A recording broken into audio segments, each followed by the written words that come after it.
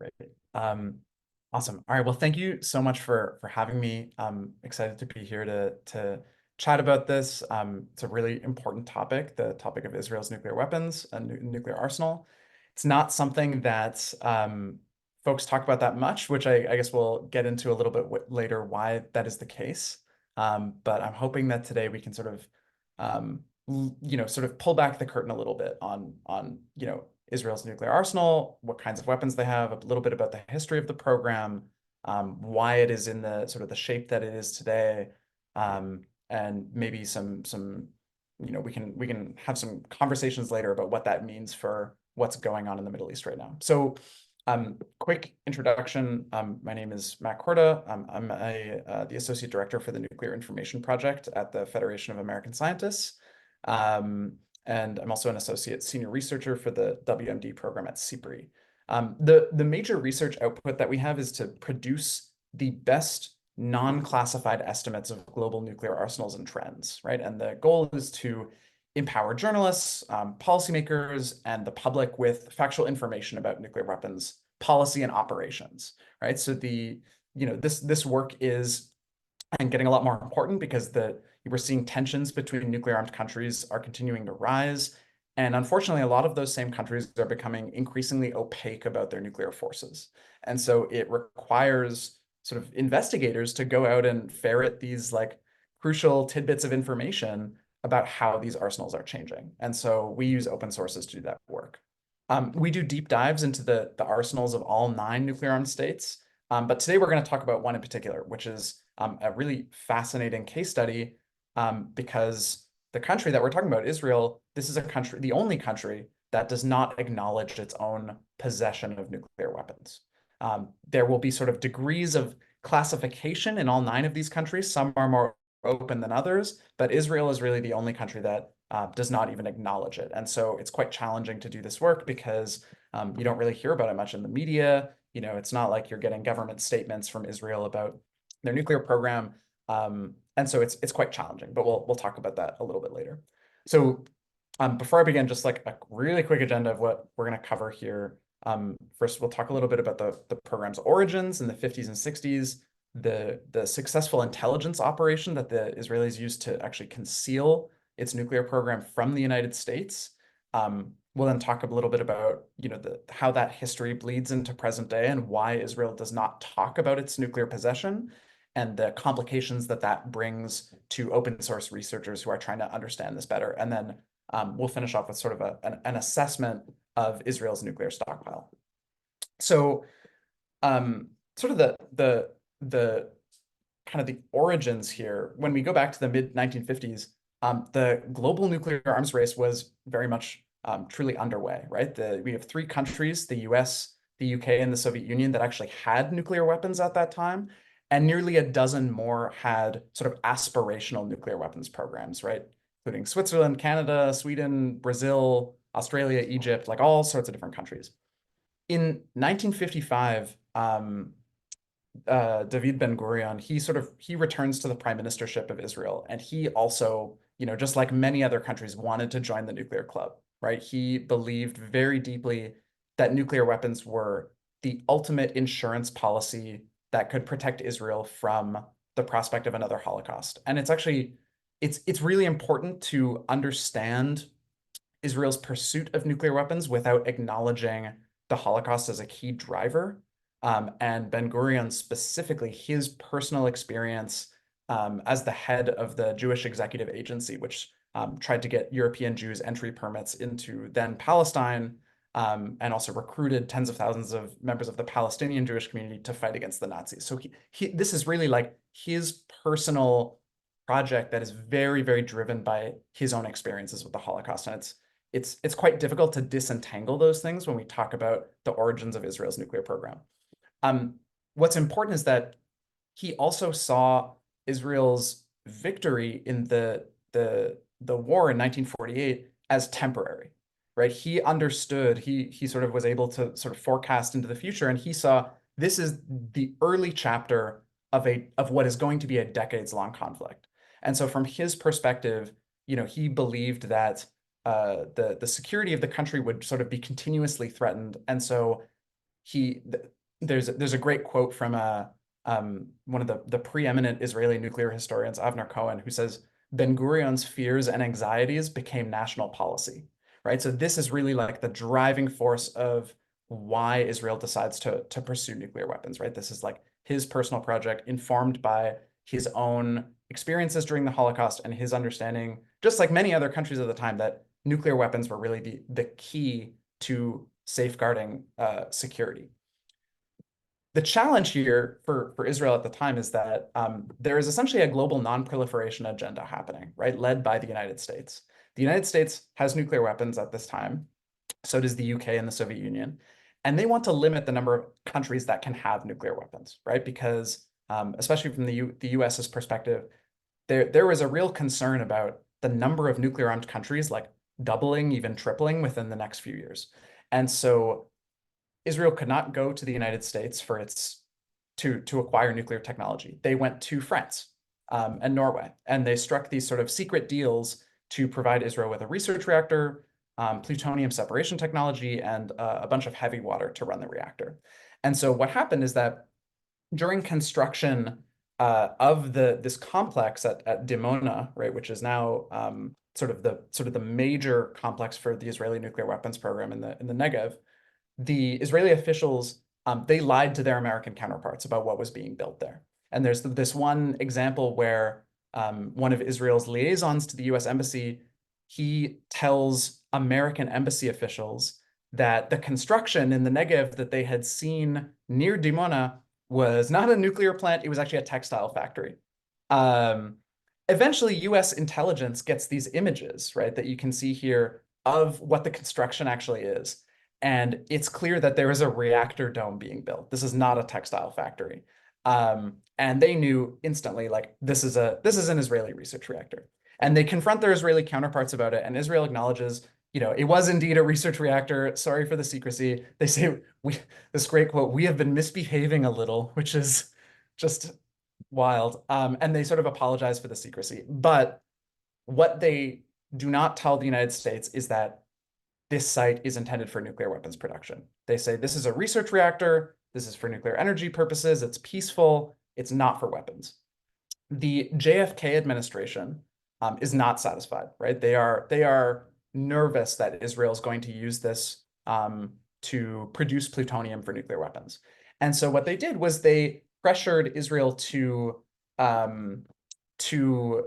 accept visits of US scientists to verify that Israel was not building the chemical reprocessing plant that would be necessary to separate and extract plutonium for nuclear weapons. And so these visits, they begin in 1961, they continue for the next 8 years.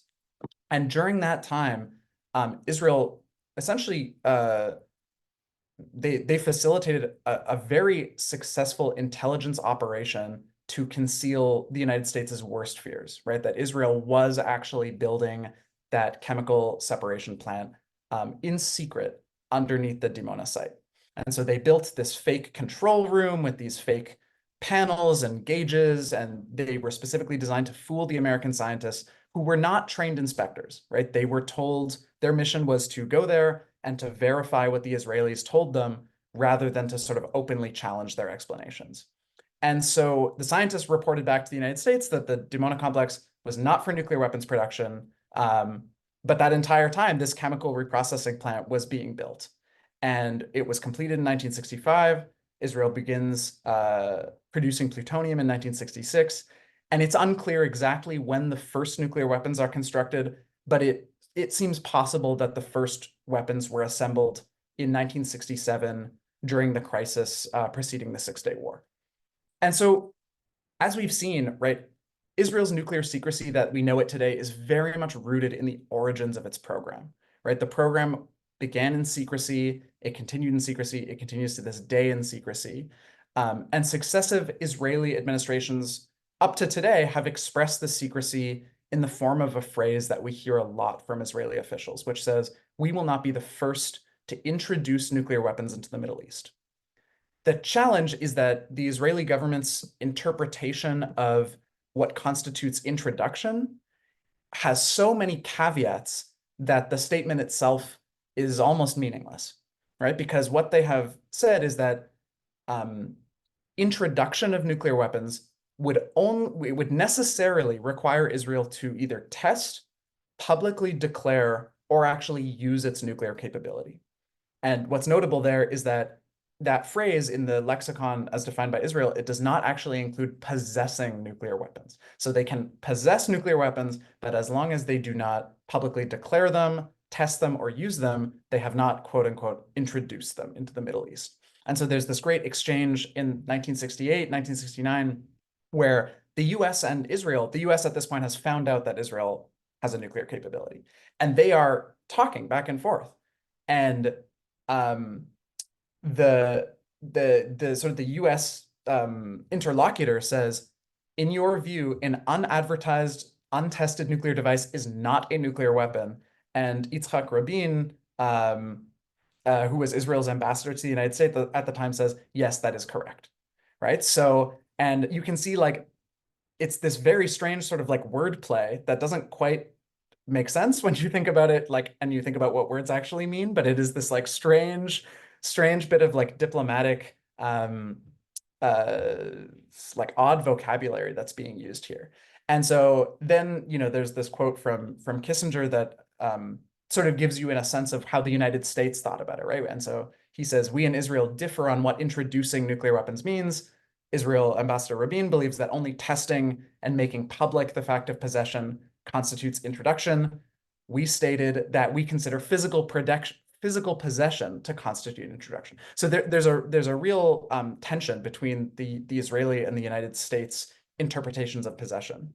And so they actually remained at odds over the definition of this for many months, and the dispute threatened to actually sort of scuttle this planned sale of US fighter jets to Israel. And the United States was primarily concerned that there was a clear tension between the long-standing policy of discouraging countries from developing nuclear weapons that the United States had had for many years and tacit support for Israel's nuclear program, right? How could the United States continue to promote non-proliferation if one of its allies was allowed to develop them and other countries were not? And so this deadlock eventually got resolved in 1969 by Henry Kissinger, right? And he noted that the Non-Proliferation Treaty, which was about to enter into force, it did not define what would transform a non-nuclear weapon state into a nuclear weapon state. And it also didn't define what it meant to like acquire or produce nuclear weapons. And so in Kissinger's eyes, this meant that the US could basically maintain plausible deniability about Israel's nuclear program as long as it remained invisible. And so the US, it basically allowed the United States to continue to promote non-proliferation while at the same time tacitly acknowledging and supporting Israel's nuclear program as long as that program remained invisible. And so the key point here is that while that bit of sort of shrewd, I don't know what the right word is, but like shrewd statesmanship might have worked in the 60s and 70s, today Israel's nuclear program is an open secret, right? Everyone knows it exists. And the ability of the United States to deny the nature of that program is basically not there, right? And so as a result, this tension that existed back in the 60s and 70s has been brought into very stark relief here today, right? Because the United States' willingness to sort of turn a blind eye to the Israeli nuclear program, many countries perceive that as a very clear double standard, right? And it does, it potentially serves to undermine the United States' own credibility when it criticizes the nuclear pursuits of other countries, right? Especially other countries in the Middle East. And so this is sort of where we are today when we think about the secrecy, right? So there's this sort of this thread that goes back to the very beginning. And while the secrecy may have sort of allowed the United States more like maneuverability in its non-proliferation goals, what has essentially happened is that today we have this really clear tension and quite a clear from many countries' perspectives, quite a clear like hypocrisy, and there isn't a great way to disentangle that. And so it's quite a challenge.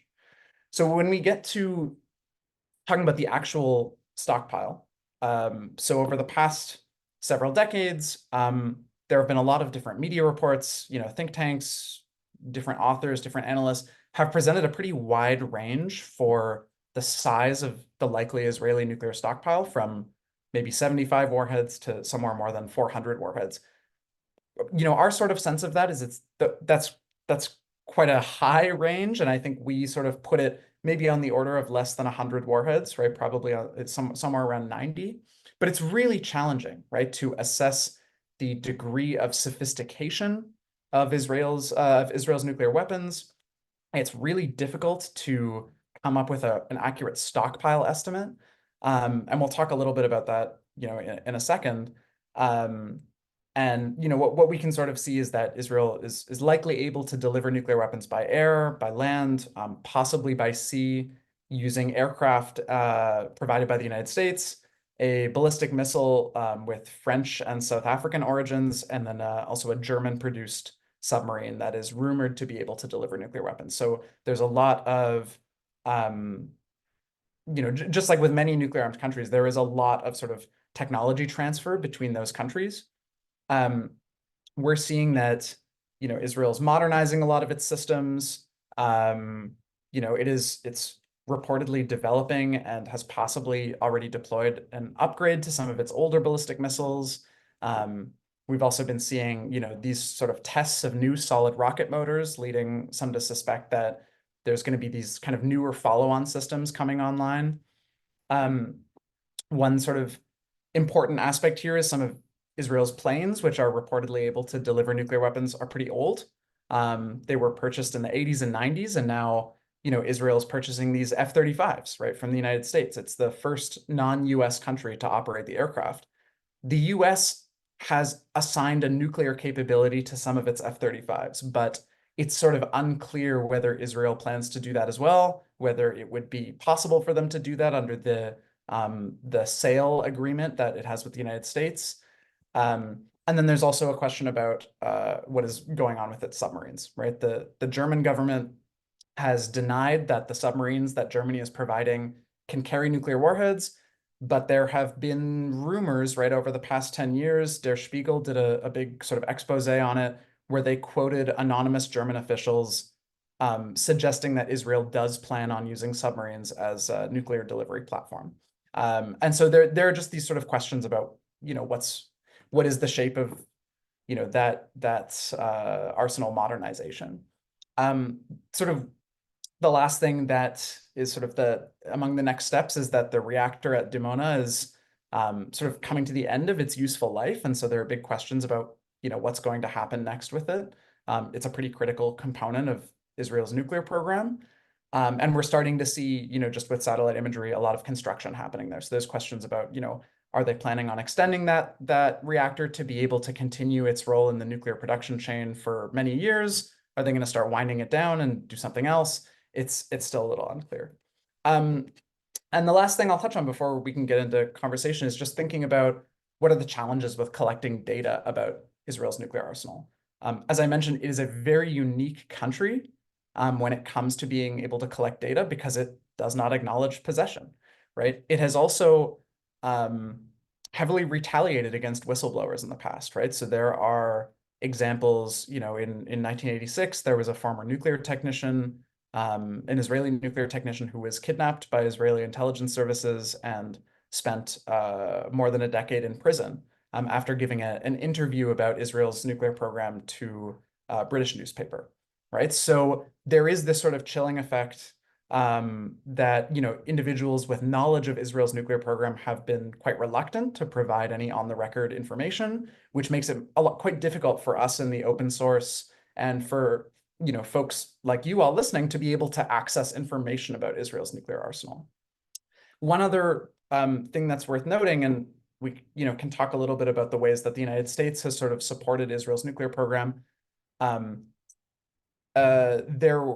until quite recently, it was very, very difficult for researchers to get any satellite data for what is going on in Israel, right? Because there is a law in the United States called the Kyle-Bingaman Amendment that has prohibited US companies from publishing very detailed satellite imagery of Israel specifically. And there's sort of a specific resolution that you are allowed to image Israel at, and um, it's very rare. Like that kind of thing is not applied to any other country. It's not applied to the United States, right? It is specifically for Israel.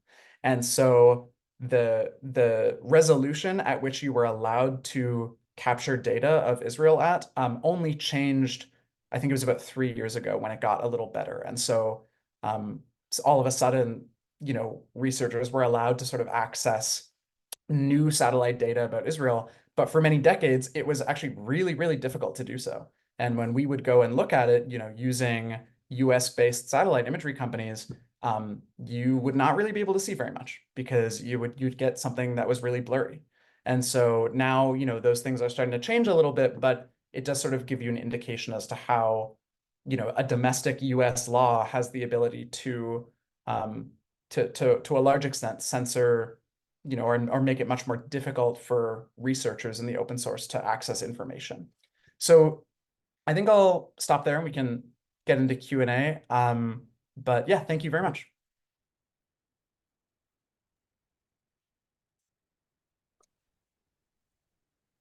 Thank you so much. I guess I can start with a question if that's all right. Um, this might be pivoting a little bit away, and then we can kind of turn back to the nuclear aspect of things. But obviously, given the pace of Israeli bombardment, data is obsolete the moment we get it. But an April 2024 report found that Israel had dropped over 70,000 tons of explosives in Gaza alone, surpassing the combined total tonnage of bombings in Dresden, Hamburg, and London.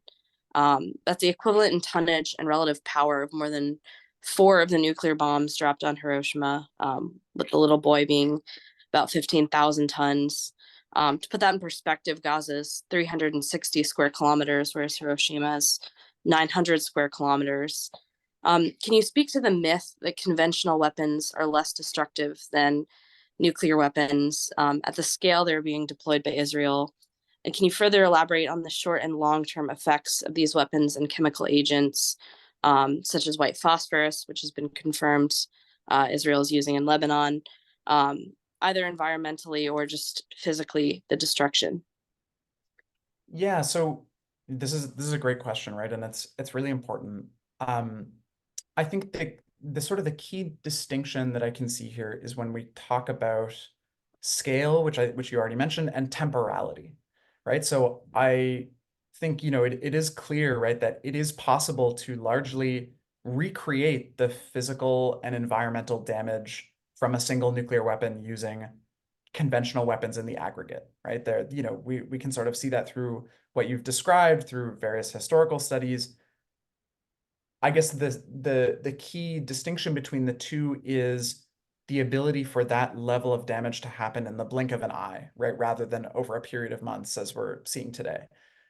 That I think perhaps has quite a profound psychological effect, but as you say, the damage on the ground and the damage, the effects that people are feeling on the ground, you know, it's like impossible for any of us to say, whether they would feel better or worse if it was a nuclear weapon versus an equivalent amount of conventional weapons. But it's clear that, there it is possible to sort of recreate that, right? So when we talk about the scale at which conventional weapons can be employed in a quite a small area, I would imagine that the impact is just as devastating in many ways as a nuclear weapon would be. It's just over a much longer period of time rather than a very short period of time. That all being said, I guess, there are aspects of a nuclear detonation that are very unique, right? And really distinct, right? That have to do with specifically about radioactive fallout, right? And the ionizing radiation that comes from that, right? And has the ability to, harm generations of people, right? Over many, many, just decades, right? We're even seeing, this past year, there's been a big fight by folks who live near the Trinity test site, right, in the United States, who essentially, were bombed, right, in many ways, right? Though that's sort of the framing that they use is like the U.S. bombed its own citizens first, is sort of the framing you often hear. to this day, generations of those families are still being affected by extremely rare forms of cancers, right? That, you'll see like children being born with these like rare cancers that just should not exist in a normal, healthy environment. And so in that sense, nuclear weapons can be quite unique, right? And there is this sort of like long lasting effect. But that being said, as you point out, the scale of devastation that we're seeing on the ground is just so immense that it's almost impossible to think about generations in the future right now because of just what is happening on the ground today. I don't know if that's a great answer to your question, but it's a really it's you know it's a really difficult problem, right? Because there's obviously like when we go into like the international relations side of things, like yes, there are differences between nuclear weapons and conventional weapons, like countries treat them differently. But on the ground, when you're experiencing bombardment at that scale, are you really thinking about what type of weapon it is that's bombing you, right? I don't know.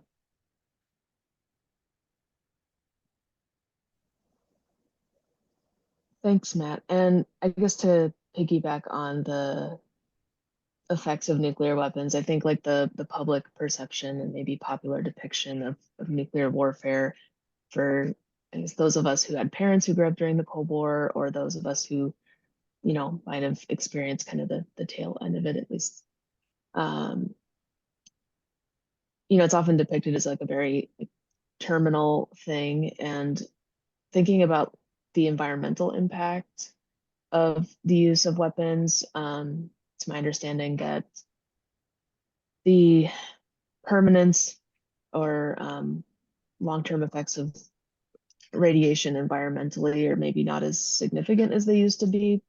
I don't know if you could speak to kind of like the different types of nuclear weapons and how those have maybe changed over time, and like environmental concerns, maybe how they might have been 40 plus years ago versus today. Yeah, it's a really interesting question. I my thinking here is that the effects that a nuclear weapon has are very much determined often by what the target of that nuclear weapon is. If you set off a nuclear weapon, and you sort of fuse it so that it detonates, in the air rather than on the ground, and it's like in the middle of a desert. Your fallout is not going to be that much, right? Because the fallout, which is the thing that what we're talking about, right? That it can sort of contaminate the environment over generations and decades, that is generated by what gets sucked up into the nuclear cloud, basically, and then sort of dispersed over a wide area because of the prevailing winds and other weather patterns. By contrast, if you detonate a nuclear weapon in the middle of a city, right, that is going to generate a ton of fallout, right? Because that is going to take all of those buildings and trees and people and everything that's in the immediate area and essentially vaporize it and turn it into this sort of like irradiated dust, right? That gets sort of spread around. And so it really does depend a little bit on what specific scenario it is that you're talking about when we talk about nuclear weapons fallout and like the long lasting effects.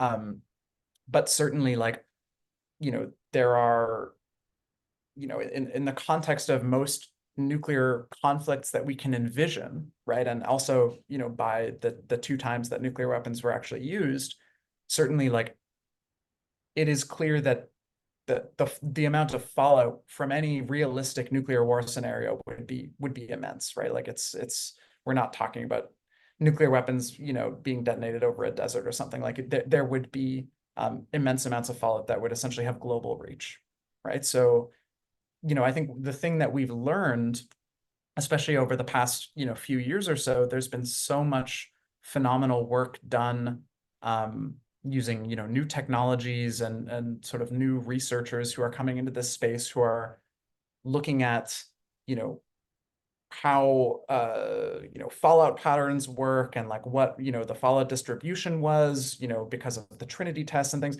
And we're learning a lot more about how it works even still today.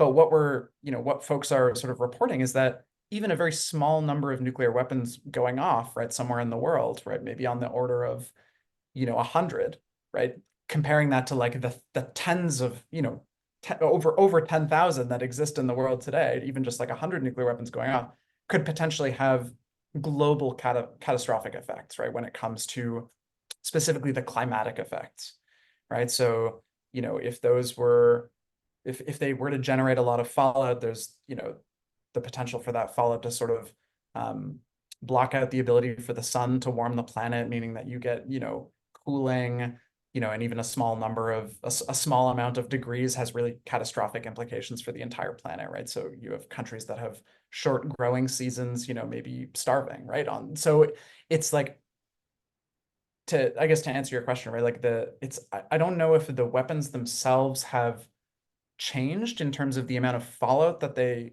are generating, but we're learning a lot more about how that fallout has the ability to really devastate not just a particular region where they're used, but really the entire planet.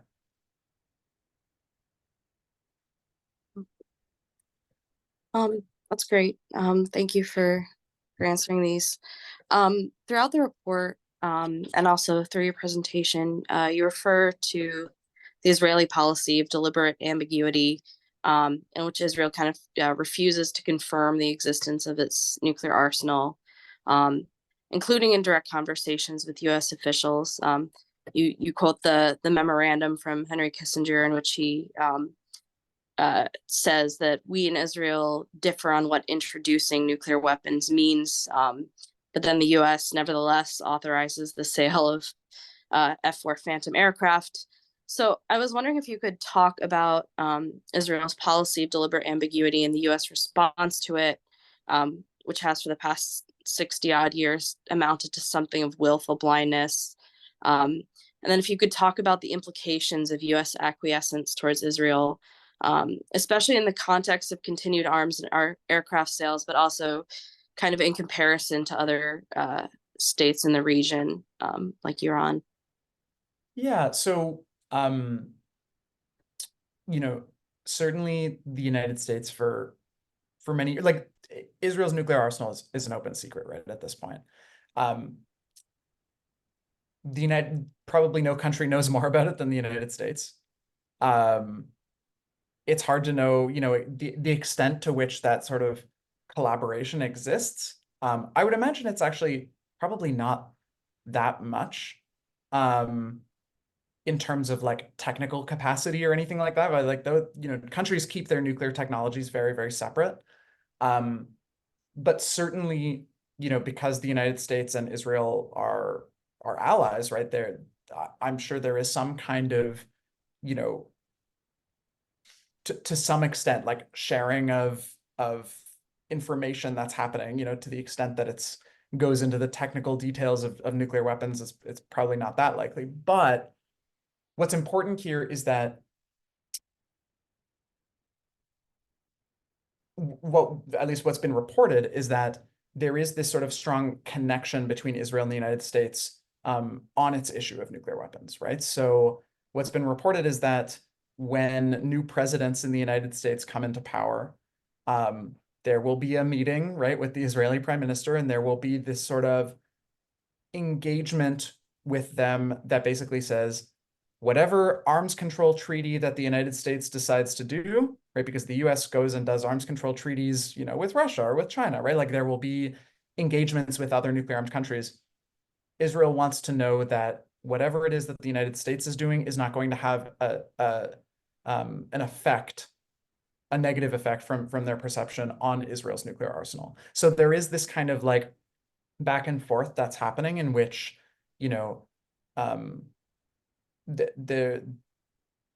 it's not necessarily that Israel's like pulling the strings or anything, because the United States like does arms control treaties, with countries that have nothing to do with this conflict.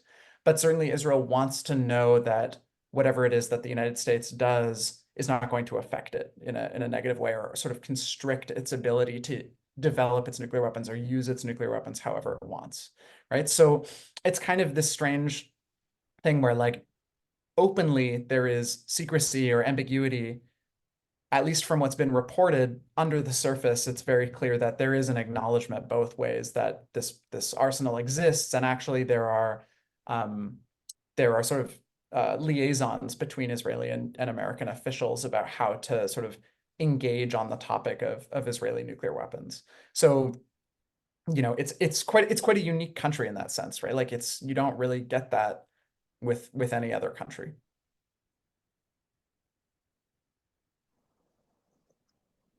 Yeah, and unlike the myth of U.S. powerlessness in general around Israel's engagement, particularly in this current conflict, I'm wondering if you could speak to, we have this deliberate ambiguity, U.S. aloofness, comparisons to, say, like the way we look at Iran's nuclear program.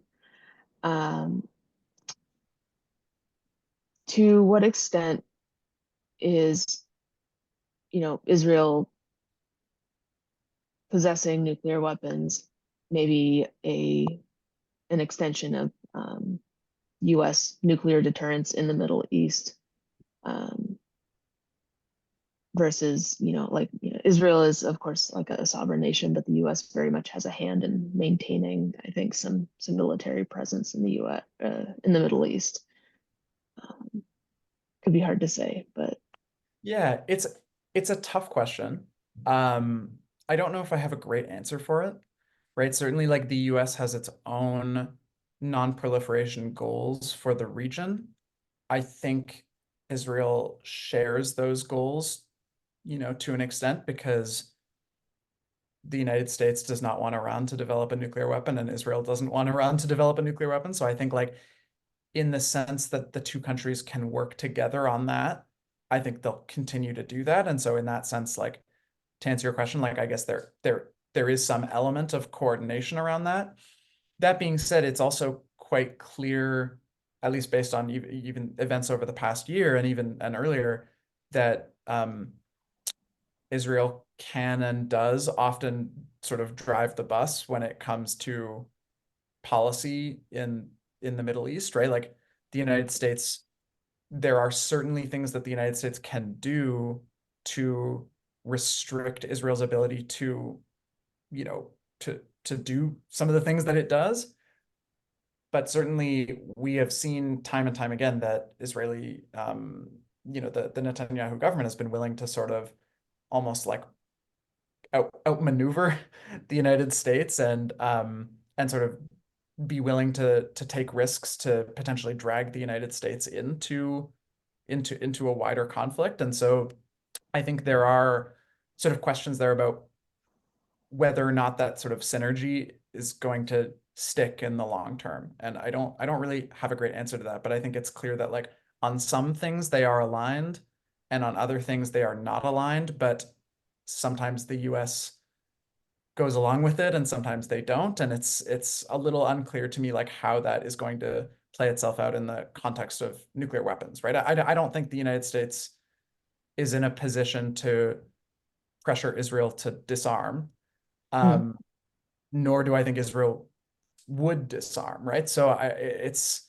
it's kind of but for example, like in the context of, we've seen all these news reports recently about the possibility of Israel threatening to attack Iran's nuclear facilities. It's clear that there is sort of a divide there between how the United States is thinking about that and how Israel is thinking about that, and we'll sort of see which side wins out. And it's I think a little too early to say what is going to happen there. I really hope it doesn't happen. This question kind of feeds into that, but I mean, like obviously we're talking about the current right-wing Likud government, and which is a lot more overt in its destructiveness, but there's, obviously a relationship going pretty far back of US material and diplomatic support for Israel, and also having a heavy hand in negotiations. So I'm not sure if you would have a concrete answer to this, but thinking back to the 1978 Camp David agreement and the success of Oslo Accords, um, which many, including myself, kind of see as failures in the peace process, which kind of reaffirmed power imbalances between the Israeli state and not yet a Palestinian statehood, but the occupied territories. I'm curious what you think the significance of not directly addressing nuclear weapons in those talks was, and what the legacy of U.S. interventions and Israeli negotiations regarding nuclear possession after that, whether that's not really pressuring them to join the nuclear non-proliferation treaty. Not that I think that's something that necessarily the U.S. alone could decide, but whether that's withholding material support or arms sales. What do you think is the legacy of that, and also the implications? Yeah, it's a good question. So we're getting a little out of my area on like what on my personal knowledge. Like my nuclear weapons expertise is there, but not as much about sort of the regional expertise. But that being said, I can give maybe a more general answer about how the United States has approached engaging with its own allies about their pursuit of nuclear weapons, right? So, you know, throughout the Cold War, many US allies wanted nuclear weapons, right? And for the most part, the United States did not want any of those allies to acquire nuclear weapons, right? With some exceptions, but Israel's actually probably not one of those exceptions, right? Like, right, there were countries like Israel, like South Korea, West Germany, right? Countries that were very much in the US orbit, who were all developing, had quite strong nuclear programs. And the US, for the most part, used a combination of sort of coercion and mixed, sort of like a carrot and stick approach. Like, so there, in some cases actually threatened quite significant sanctions on certain countries, and in other cases provided or tried to provide assurances, right? To basically say, you don't need nuclear weapons. We are here to protect you. We will, deploy nuclear weapons on your territory. We will, promise that if you get attacked with nuclear weapons, we will attack that person too, right? Like, and the US sort of used this combination of tools to try and convince all of its, many of its allies to avoid going nuclear. It's really interesting because in some cases it was really successful. In some cases they were not successful. So in the West German and in the South Korean cases, they successfully convinced basically both countries to avoid building nuclear weapons. The South Korean cases, though, is like coming back up now, where there is always this question about whether countries would rather have their own indigenous nuclear program or rely on US assurances. And so there's like this constant debate that's happening. Israel is one of those cases where it failed, but that's also because the US didn't know about it, right? So there's like a question of, if the US had known while it was going on, what is the extent to which they would have sort of interfered and done this maybe carrot and stick approach to try and prevent Israel from developing nuclear weapons? It's very difficult to say because it didn't happen, but that's sort of, I guess, a more general answer to how the US has approached that issue in the past. Because certainly, like, countries will always try and pressure their adversaries into not developing nuclear weapons. I think it is much more interesting and much harder to pressure your allies into not developing nuclear weapons. And so there are so many cases during the Cold War where this happened, and there are a lot of really unique case studies there. But the US has certainly tried to intervene to the extent that it could in its own allies' abilities to acquire nuclear weapons. And certainly its skepticism about Israel's claims that it was a peaceful program are I think noteworthy. I think the challenge came when it became clear that Israel basically already had nuclear weapons. They had successfully fooled the United States, and the US had to sort of figure out, okay, how do we square that with this longstanding policy? And that's kind of where it gets us to where we are today. And not to keep you over time, but to wrap up, in terms of like the doomsday clock that a lot of us are familiar with, and how many minutes to midnight it seems like the last few years have been so what new crisis will unfold today. And with this whole tension between Israel and Iran, I'm wondering if you could speak to maybe how worried people should be, or what the level of concern is about Israel deploying nuclear weapons. Yeah, this is a great question and, an important one, and I guess I'll offer a bit of an optimistic note here, which is maybe in contrast to a lot of the headlines that we see. Most countries, and I do think Israel is included in this group, do have restraint when it comes to nuclear weapons, right? They will signal with them, they will make belligerent statements about them, but to actually use one is such an international game changer that my perception is that countries would only use nuclear weapons if they really felt that the continued existence of their state was in jeopardy. If we sort of take that and apply that to the current conflicts that we see, whether it's in Israel, whether it's in Russia, Ukraine, I do not go to sleep at night thinking that we're going to have a nuclear war, right? I'm able to sleep through that.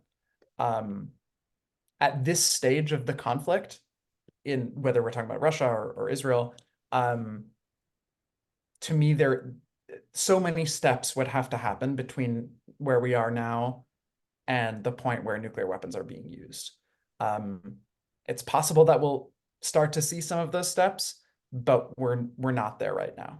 So as much as these conflicts, what's going on in Israel, what's Israel and Gaza, what's going on Russia, Ukraine, like these are horrific, right? These are extreme losses of human life. For everyone that's on the ground, this conversation must feel probably very privileged and strange to be sort of thinking about this sort of overarching nuclear weapons context when people are dying on the ground.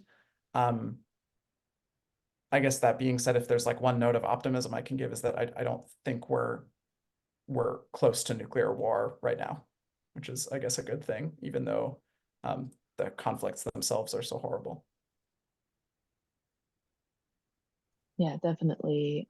Thank you, Matt. And Elle, I didn't know if you had any final question or.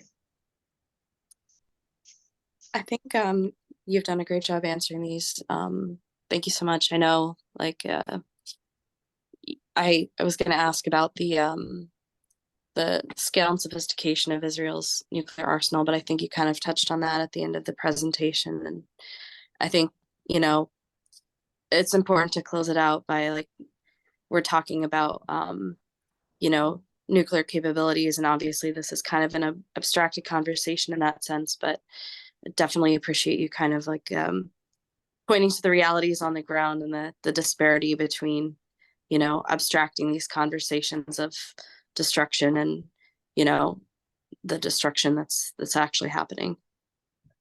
This is, I think, it should always be, I think, a very human-centered conversation, and it often isn't because nuclear weapons are so abstract, right? It's like, like it happened twice, and then there's been like 75 years of just like theorizing about it ever since then. But I think often, when we're having these conversations, especially in Washington, D.C., which is where I'm based, like it's a lot of abstraction. And that's probably to an extent on purpose, right? It's so that people can think about these things and study them without having to bear, I think, the quite emotional reality of what using one actually means.